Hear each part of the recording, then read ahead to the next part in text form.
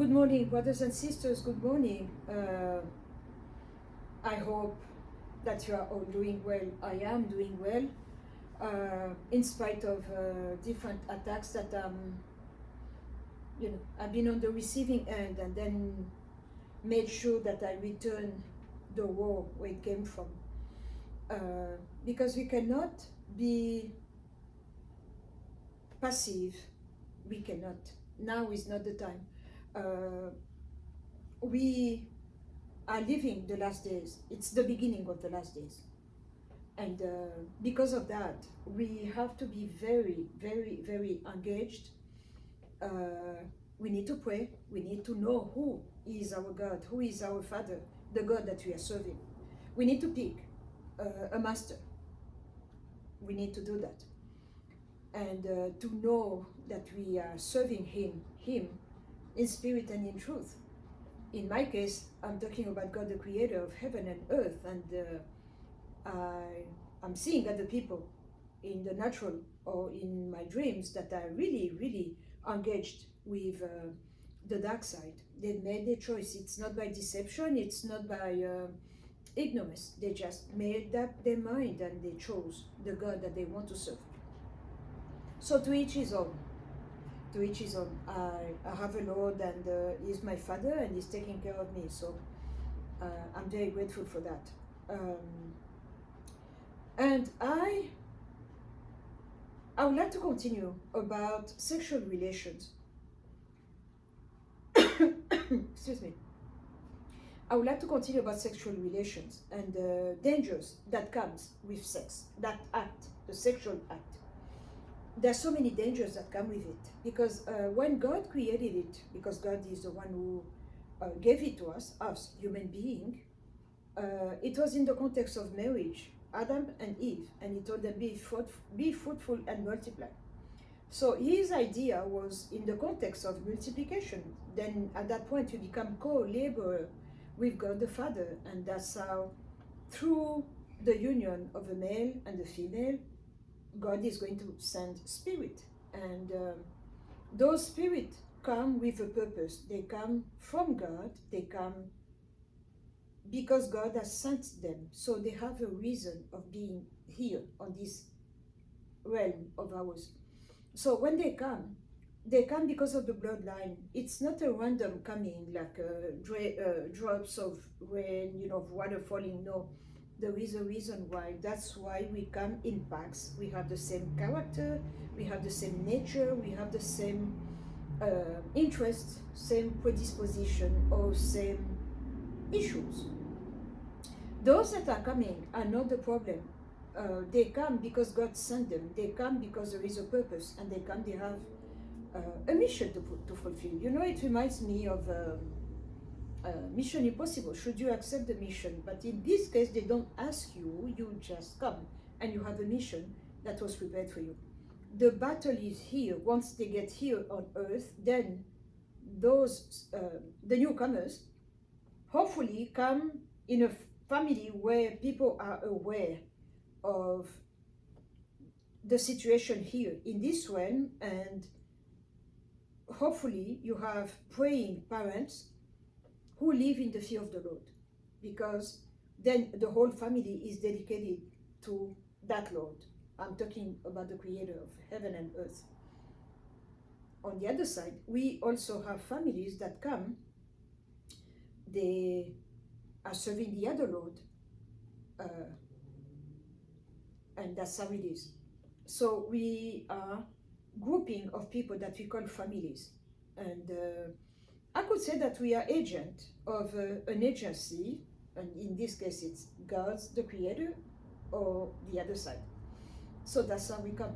And so we need to be careful who we are interacting with, who are we having sex with, because sex is the ultimate sign of intimacy. The problem with sex is that it feels good.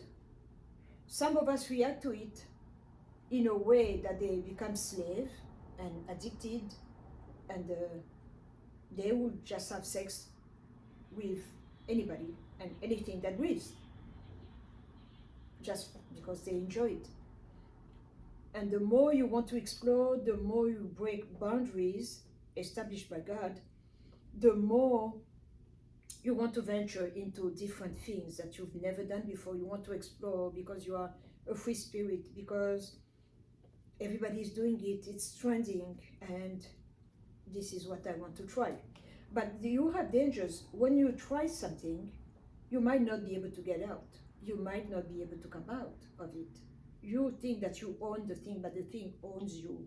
You think that you're on top of things, but no, you're at the bottom and the thing is on top. So you have your spirit, your soul, then the body, and the body is leading. We should be spirit, soul, body. The spirit tells to the rest what to do. The spirit should be the leader, because my spirit is connected to the great spirit, and I take orders from him, and that's how I go about my life. But when you are addicted, and you need to be careful, because it doesn't normally,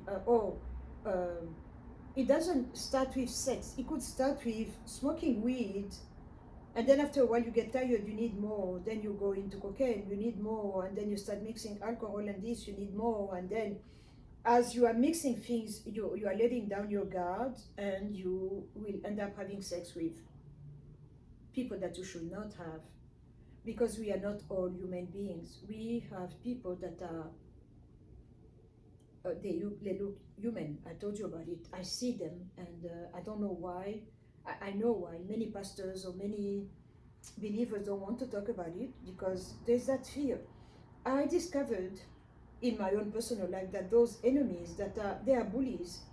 They are bullies. They don't like when you talk about them. So when you do, they will come and retaliate and threaten you and attack you. Why did you talk about me? Why did you do this?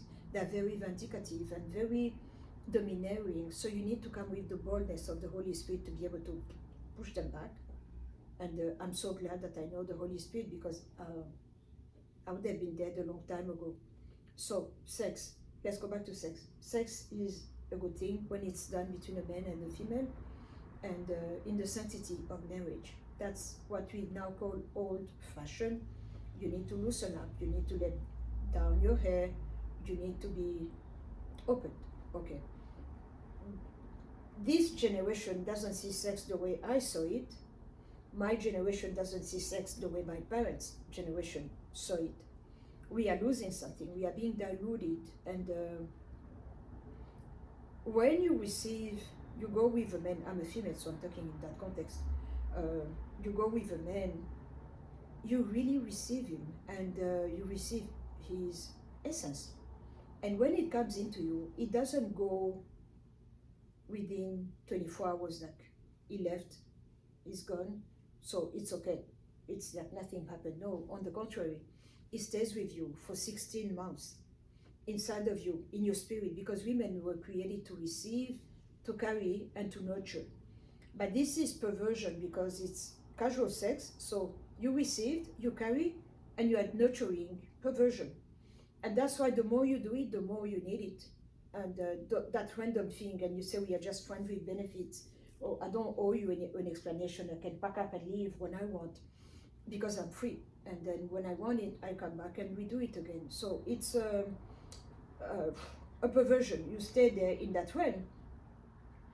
But you have people who know, because when God said it is good for men, it's not good for men to be alone. He created a helpmate, the female. The male has his strength, his powers and weaknesses and abilities, and so does the woman. But the two together, that's what God had in mind. So I don't subscribe to that thought of saying that Adam had a womb and a muscular genitalia at the same time. I don't subscribe to that. That's perversion that comes from Kabbalah.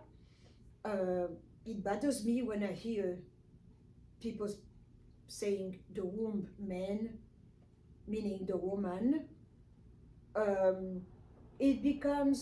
It's ridiculous.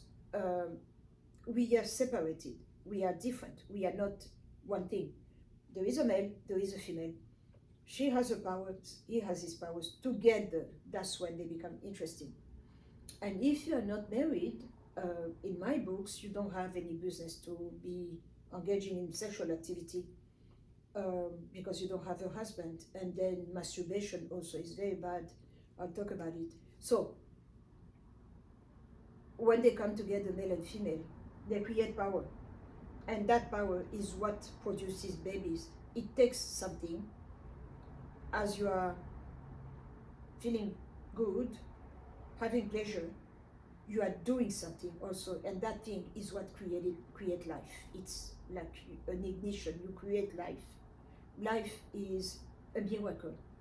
Life is precious. Life comes from God, and when you do that, then that you create life.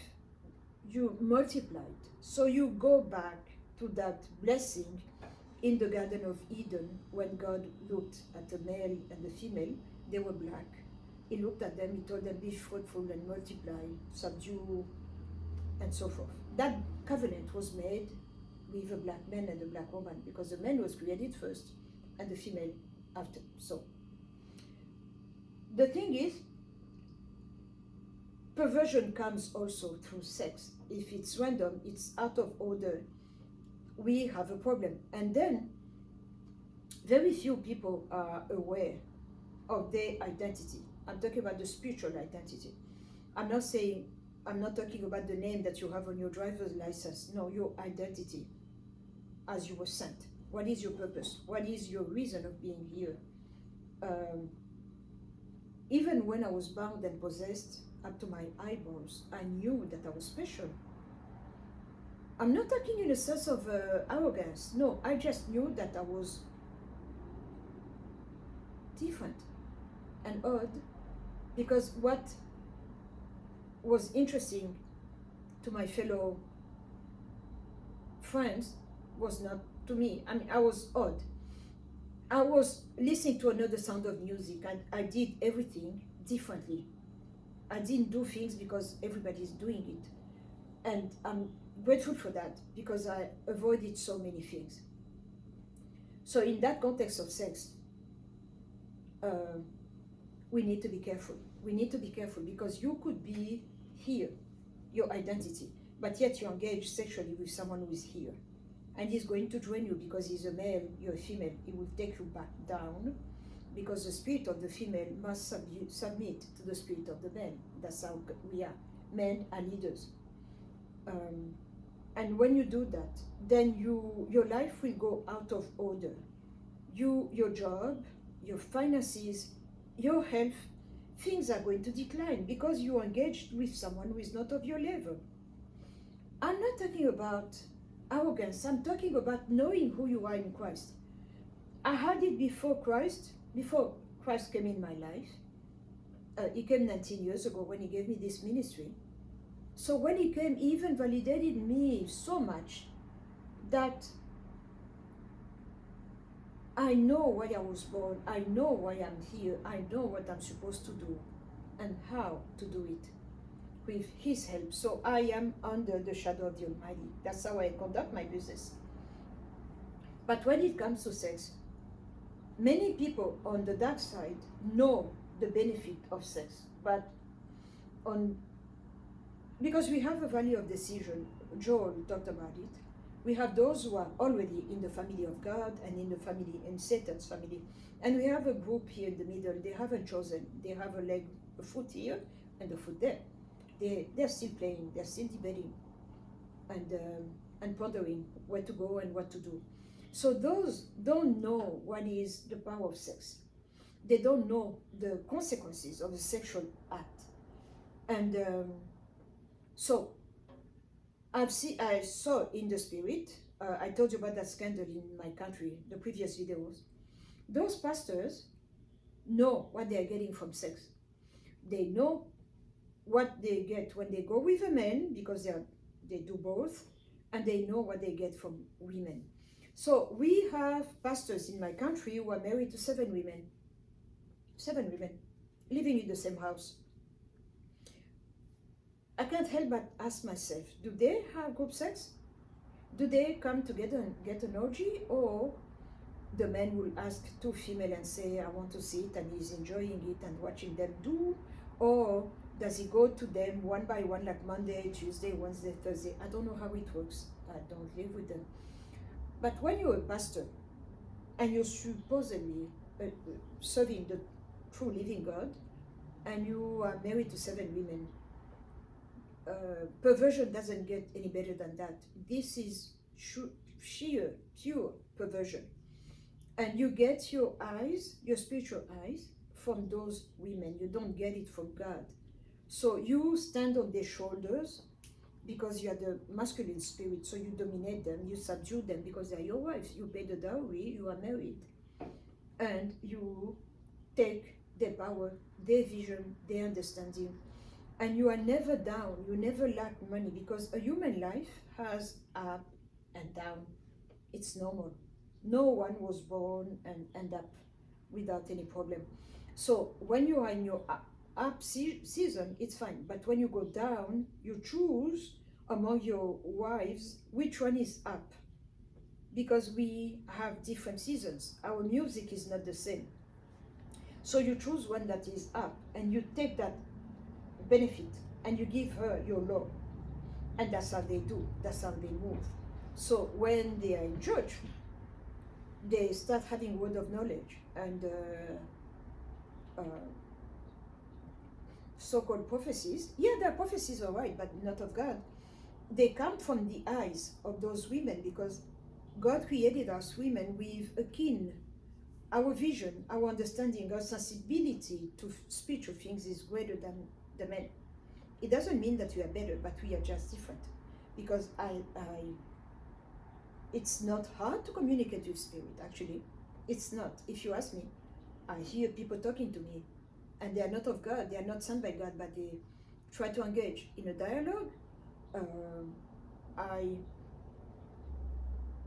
I heard people asking me, when you pray, you get to a certain point, people will communicate with you, and they will ask you, why are you undoing what I'm doing? And you ask them, what is your problem? And they will tell you. They will introduce themselves. That's what amazes me. They're always in that zone. You cannot lie. You don't lie, you tell your name. And it reminds me of those movies by Akira Kurosawa, with samurais, and they come and they say, my name is Prince such and such, and I came to kill you, and you take your sword. They are that bold and blunt, and they will tell you who they are and what is it that they want of you.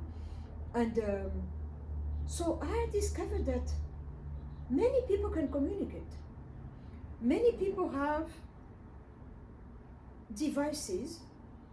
The smallest one that I have looked like an iPhone, and then the bigger one looked like an iPad.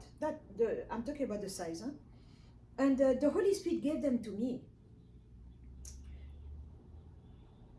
From the day He gave them to me, I hear messages sent from God's side, and He will tell me, I will hear. So He's broadcasting that such and such is going to die, like famous people or celebrities, they are going to die. Or I will hear a message say, to the warriors of the west side of America, you need to pray for this. You need to be careful about that. I hear those communications. Please let me know if you do. Or they will announce things. Sometimes it's not just the west side where I am. It could be Central Times or the eastern side, or even the island. And then Africa, of course, because I was born in Africa. I'm a child of Africa. I am naturalized American, but Africa is my main concern. Actually, I have a foot in Africa and a foot in America.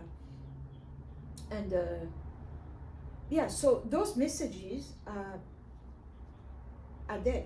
And so I hear dangers. Because of my calling, I have a touch, like a major and minor, that's how anointings are.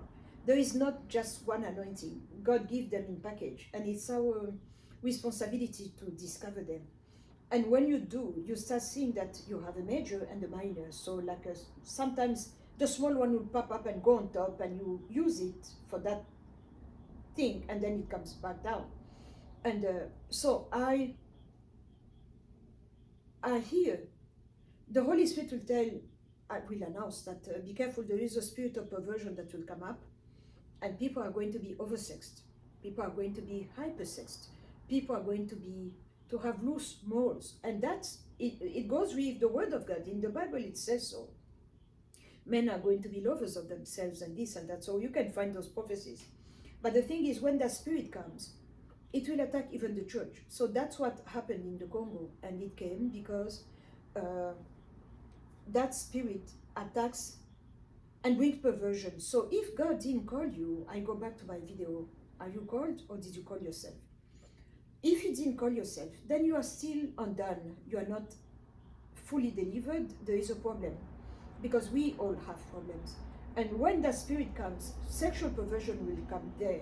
And when sexual perversion comes, you could have a good moment, you preach the gospel, and then you go back home, you're like, I need sex with a man, with a woman, you become like a double-minded person.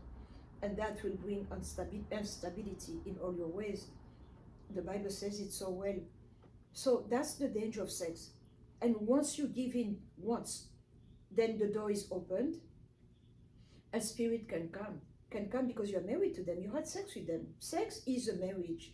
In the spiritual realm, sex is a marriage. You are bound to that person. So it's not a random, casual act, like I would say, do you want a cup of tea or do you want a cup of Java? It's an engagement. You are bound to that person. So if you happen to be a free spirit, you want with a man, you want with a female. So you have that spirit in you. And the problem is, because you gave yourself to male and female, you become, you have a spirit of androgyny inside of you. So when these people are talking about the New World Order, or about don't tell me that I'm a male or female, I was watching TV yesterday, they said that we have 36 genders. I'm puzzled because either you are, I mean, to me, I don't get it. How did you get to 36? But now I understand it's a spiritual thing, because you open yourself to that spirit, so it comes and you become a member of that group, and you are adamant. We have 36 genders. You can call me sir, but I'm a female, but I'm asking you to call me sir, and I give you a first name. That first name is the first name of the demon that inhabit that person. So I hate talking to people who are called prince, people who are called princess, a male who was born Bob, but he's telling you to call him Sophie and things like that. That's the spirit that is inside of him. And that's the spirit that pushed the person in the back, and the spirit is in the front. And they are asking for your collaboration and validation. And the more you give in, the more you call them Bob, but you are talking to a woman who is 38D, then we have a problem, because you are giving your agreement, and that's where we are. That's another problem of sex, the change, behavioral change that comes because of our sexual ways of doing things. And those who, you will see that on this side, they are really perverted and loose, and anything goes. They will go march for Planned Parenthood and then come back and say, I'm a pastor. That's how you can see a group of pastors blessing a Planned Parenthood office. They know what is going to happen in that office, they know, but yet they are saying that they are serving the God of life, but yet they come to bless a center that will provide abortions. And we call it reproductive health. We put a decent name and label on it. That comes from sexual perversion. You allowed yourself to be touched by another kind of spirit. At the end of the day, for those who take themselves seriously, like I do, God becomes your mate. That's why in Isaiah 54, I believe, it says, the Lord your husband, the Lord your maker is your husband. It becomes a covenant. A marriage is a covenant. We call it alliance in French, alliance. We come together. Two parties come together. So the more you do that, it will take you from glory to glory, revelation to revelation, understanding to understanding. And the anointings will go higher and higher. And then on this side also, you give yourself to that. Then you are going to go through increment and stages, but of the dark side. And yet, because you called yourself to ministry, you have the Bible and you say, "Thus says the Lord," and you start prophesying. But that prophecy comes from the snake, the python, not from the true living God. That's another danger of sexual encounters. The wrong kind of sex, that with the wrong person, that can bring you down. And then the Holy Spirit told me in closing that we have people that are so, that was a gift, a male and female. We have them here on earth. It was in the context of my country, but they are everywhere in the world. You couple yourself with a man, and he releases his essence, his semen into you. He is going to mess up your womb, in a sense that when you part ways, he goes, you go your way, you meet another man, and you were supposed to build something because that's your purpose, husband, your ministry husband or wife, mate. Your babies, your womb, instead of being a straight road through which babies are coming for that family purpose, it's, you mess it up and you start receiving babies that come from this side instead of God's side. Your destiny, you have people that are so powerful in the dark side that they mess up your destiny because you had sex with them once. Just once. They mess you up. They mess you up, they mess up your womb, and they steal your destiny. And your soul is forever changed because of that. Because I think you heard that expression where a mother will say, "I became a better person when I gave birth." Or a father will say, "My baby, just looking at him in the eye, my life changed." That's a purpose, a little being that has the same purpose than you. That's why they affect you. And you, in exchange, you take care of them, you provide for them, and you nurture them until they become a grown person for the glory of God. That happened to me. I became a better person. I became a different person. I became serious when I gave birth. Everything changed. Everything changed. I became, I heard that at last, now I know. I don't know if you've lived it. If you have, please write to me and let's share and edify one another. But that's what I wanted to share with you. We are the one messing up coming generations. They come properly, but because we were perverted, because we allowed ourselves to be this and that, to explore and to try new things, and we mess up our children also. They come limping instead of being straight for the glory of God. So that's another danger of the wrong kind of sex. I think that's part 11 now, if I'm not mistaken. I will put it on the title. But thank you so much for listening. God bless you. Please subscribe and God bless you. Until next time.